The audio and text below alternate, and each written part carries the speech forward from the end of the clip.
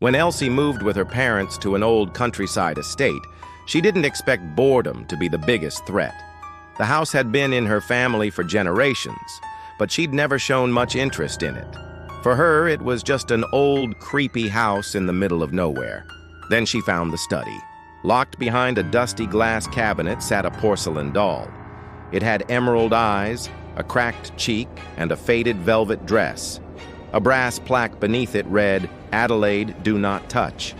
Of course, Elsie did. That night the cabinet was empty, and Adelaide was on Mia's nightstand staring at her. Terrified, Elsie screamed and threw the doll back into the cabinet. But from that day on, the doll followed her. No matter where Elsie went, her bed, the shower, even school, Adelaide would somehow reappear. Always facing her, head slightly more tilted than before. At first, Elsie told her parents, but they laughed it off.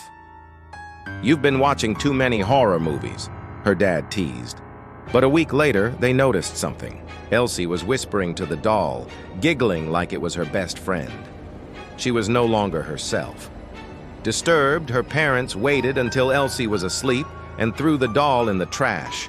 But the next morning, there it was in Elsie's arms, smiling. Furious, they threw it out again. That night, something tried to suffocate them, a shadow with glassy green eyes.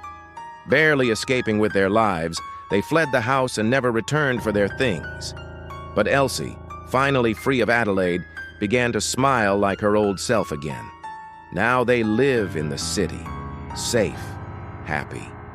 Sometimes, though, Elsie wakes up from nightmares, swearing she can hear faint porcelain footsteps just outside her door.